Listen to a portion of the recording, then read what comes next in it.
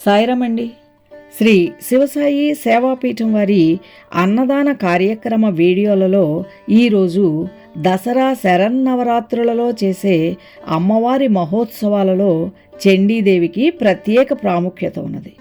ఉత్సవాలలో 7వ రోజైన సెప్టెంబర్ 28 ఆదివారం మహాచండీదేవి అలంకారంలో అమ్మవారు దర్శనమిస్తోంది. దుర్గాదేవి యొక్క 9 రూపాలలో ఒకటైన చండీ పరదేవత గురించి ఈరోజు మాట్లాడుకుందాం. మహాచండీదేవి అలంకారం హిందూ సాంప్రదాయంలో అత్యంత శక్తివంతమైన పవిత్రమైన దైవ అలంకారం.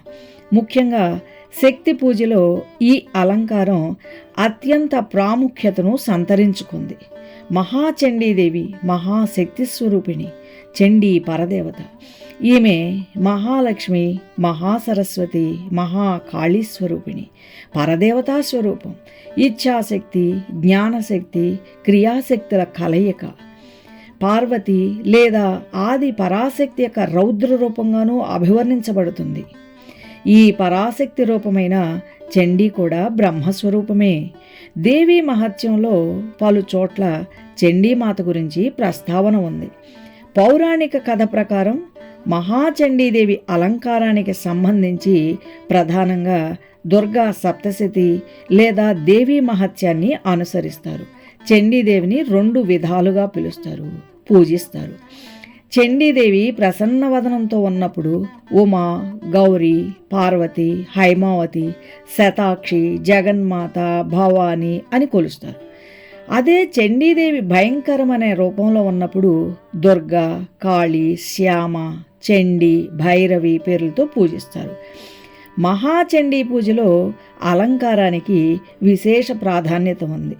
మహాచండీ పూజ చేసేటప్పుడు నిశ్చలంగా ఏకాగ్రతతో చేసే పూజ ద్వారా భక్తులు ఆరోగ్యంతో పాటు సంపద, ధనము, శాంతి, కీర్తి ఇలా అన్నీ పొందుతారు. పలు పుణ్యక్షేత్రాలలో ఈరోజు అమ్మవారిని స్కందమాతగా కూడా ఆరాధిస్తారు. ఈ అవతారంలో అమ్మవారు బాలాకుమారస్వామిని ఒడిలో కూర్చోబెట్టుకుని అమ్మవారు దర్శనమిస్తారు. శివగణాలకు అధిపతి స్కందుడు, పైగా జ్ఞానానికి కూడా అధిపతి. ఈ స్కందమాతను పూజిస్తే అమ్మవారితో పాటు కుమారస్వామి ఆశీస్సులు కూడా లభిస్తాయి. మార్కండేయ మహర్షి విరచిత చండీ కవచాన్ని ఈరోజు పారాయణం చేస్తే చాలా మంచిది. అమ్మవారికి నైవేద్యంగా లడ్డూ ప్రసాదం నివేదన చెయ్యాలి. అమ్మవారికి నవరాత్రులలో అష్టమి, నవములలో ప్రత్యేక పూజలు చేస్తారు.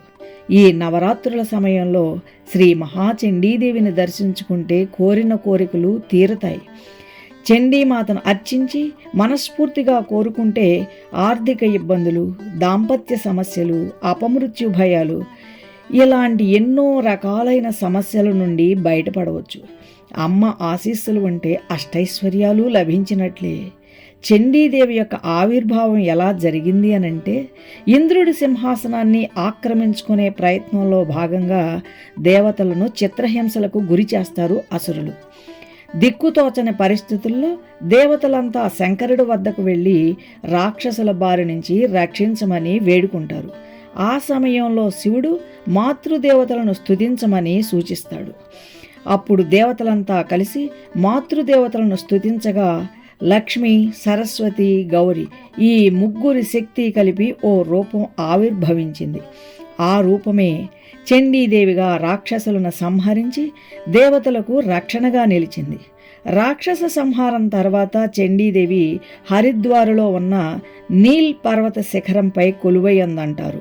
హిమాలయ పర్వత శ్రేణిలో ఉన్న ఈ ఆలయాన్ని సుజత్ సింగ్ అనే కాశ్మీర్ రాజు నిర్మించాడని స్థల పురాణం. ఈ ప్రదేశానికి పర్యటన కోసం వచ్చిన జగద్గురువులు ఆది శంకరాచార్యుల వారు శక్తి స్వరూపిణిని ప్రతిష్ఠించారని స్థల పురాణం చెబుతుంది. ఈ నవరాత్రులలో అమ్మవారిని అర్చిద్దాం, అమ్మవారి ఆశీస్సులు అందుకుందాం. జై సాయిరాం.